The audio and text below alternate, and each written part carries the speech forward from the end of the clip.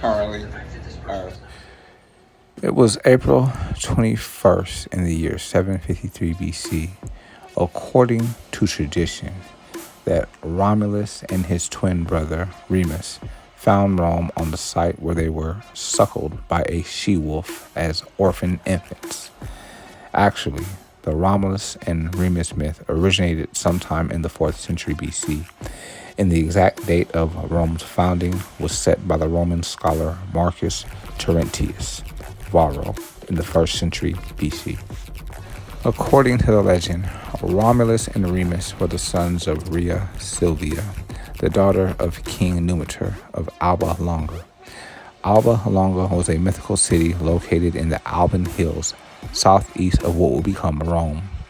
Before the birth of the twins, Numitor was deposed by his younger brother, Amulius, who forced Rhea to become a vestal virgin so that she would not give birth to rival claimants to his title. However, Rhea was impregnated by the war god Mars and gave birth to Romulus and Remus. Amulius ordered the infants drowned in the Tiber, but they survived and washed ashore at the foot of the Palatine Hill, where they were suckled by a she-wolf until they were found by the shepherd Faustulus.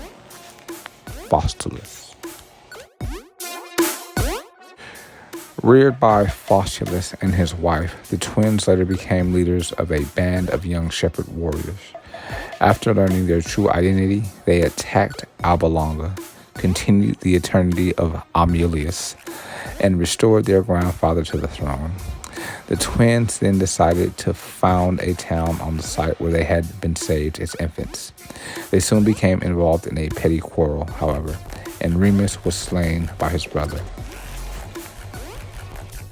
Romulus then became ruler of the settlement, which was named Rome after him.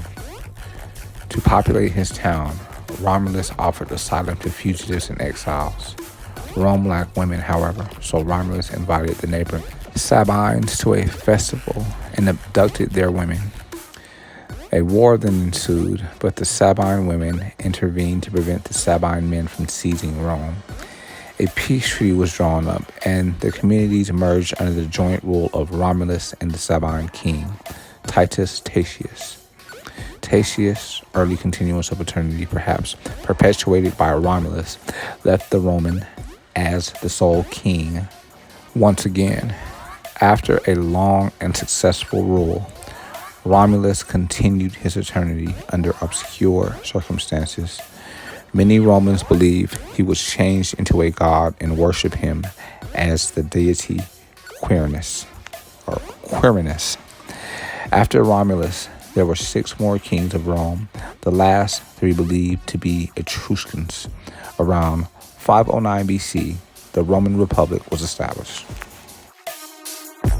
Another Roman foundation legend, which has its origins in ancient Greece, tells of how the mythical Trojan Aeneas founded Lavinium and started a dynasty that would lead to the birth of Romulus and Remus several centuries later. In the Iliad, an epic Greek poem probably composed by Homer in the 8th century BC, Aeneas was the only major Trojan hero to survive the Greek destruction of Troy.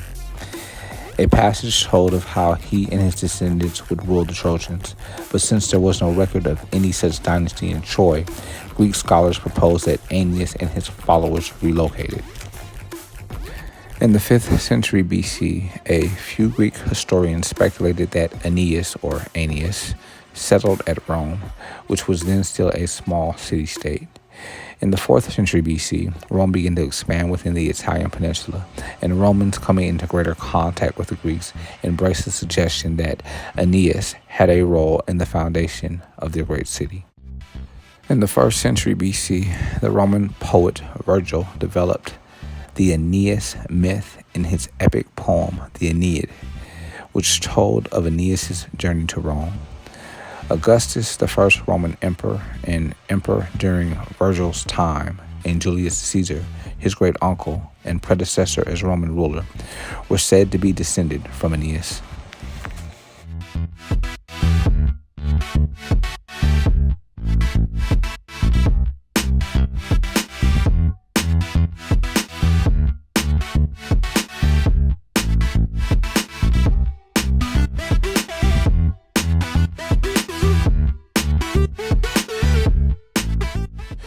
It was April 21st in the year 1966 in the afternoon at a bar crawl in New York's West Village, which leads to an important early moment in the gay liberation movement.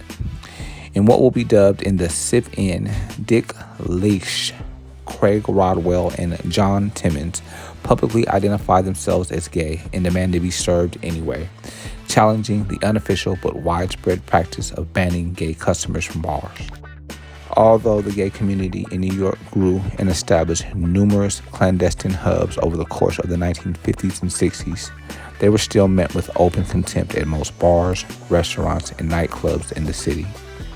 Gay men were often accused of disorderly conduct simply for being gay and thrown out of bars even though there was no law against homosexuality or serving gays. These were acts of bigotry, but also self-preservation, as the NYPD routinely raided and shut down bars where gays were known to congregate. It was not uncommon for bars to put up signs with messages like, quote, "If you are gay, please stay away," unquote, or the slightly subtler, quote, "Patrons must face the bar while drinking," unquote, a coded warning against men trying to pick up other men. Leish, Rodwell, and Timmons, later joined by Randy Wicker, were members of the Mattachine Society, a group that tried to break the taboo around homosexuality and present themselves as clean-cut model citizens to combat homophobia and carve out a place in the public sphere for openly gay men. Borrowing an idea from the civil rights movement, they decided to sit down at various bars in Lower Manhattan, announced that they were gay, and refused to leave without being served. The trio was kicked out of the first bar before they arrived. A reporter they had tipped off beat them to the bar and spilled the beans to the bartender, who closed his bar rather than serve them. The group proceeded to 2 more bars, telling their servers they were gay, and each instance ended with a discussion with the manager and free drinks for the activists. "I'm starting to feel drunk," Timmons recalled telling his friends. "We better get this done already."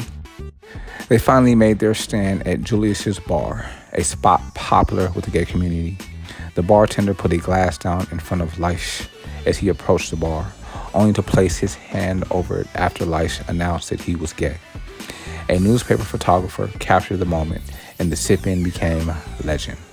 Some accounts of the sip-in hold that the bartender at Julius was playing along with the Mattachine in order to help them attract publicity, while others claim that Julius, though usually gay-friendly, denied the men their drinks because it had been raided by the police just a few days before. Although its legacy would be dwarfed by the Stonewall riots, which began in the same neighborhood 3 years later, the sip-in did cause a stir. News of the event prompted an official announcement from the chairman of the New York State Liquor Authority, affirming that there was nothing in state law about denying service to gays, and a ruling from New York's Commission on Human Rights that one could not be denied service simply for being homosexual.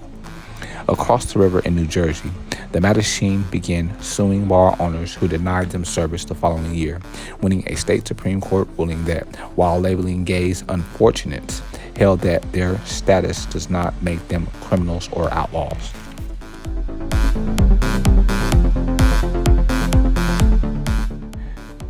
April 21st, 2016. In the morning time, Prince, the polymathic musician who created more than 30 albums and won 7 Grammy Awards over a 40-year career, is found non-responsive in Paisley Park, his Minnesota home and recording studio. The cause of his continuance of eternity was an accidental overdose of the opioid fentanyl. He was 57 years old. In the hours and days after the news broke, fans around the world mourned his continuance with massive memorials. In a statement, President Obama, our nation's 44th president, said that few artists have influenced the sound and trajectory of popular music more distinctly or touched quite so many people with their talent. Prince Rogers Nelson was born on June 7th in 1958 in Minneapolis to musicians Matty Shaw and John Nelson. As a teenager, Prince played in bands with his friends. In 1978, when he was 20, he signed his first record contract with Warner Brothers, and that same year released his debut album, For You. Nearly every year after that, he released a new album. Prince's sixth studio album, Purple Rain, released in 1984. It was a high point. The album spent 24 consecutive weeks at number 1 on the Billboard 200 chart. It spawned 2 hit singles, When Doves Cry, one of my favorite, and Let's Go Crazy, another one of my favorites. These two won the Grammy Award for Best Rock Performance and sold 13 million copies. The accompanying film of the same name, which starred Prince in a loosely autobiographical role, won the Academy Award for Best Original Song Score. Both the album and the film's success launched Prince to international stardom. Throughout his career, Prince defied and transcended genre. His music fused elements of funk, R&B, rock, and pop into what later became known as Minneapolis sound. Famously, he usually played all of the instruments on his albums himself, including 27, ranging from piano to electric guitar to finger cymbals, on For You. He also toured frequently and was known as an especially electrifying live performer.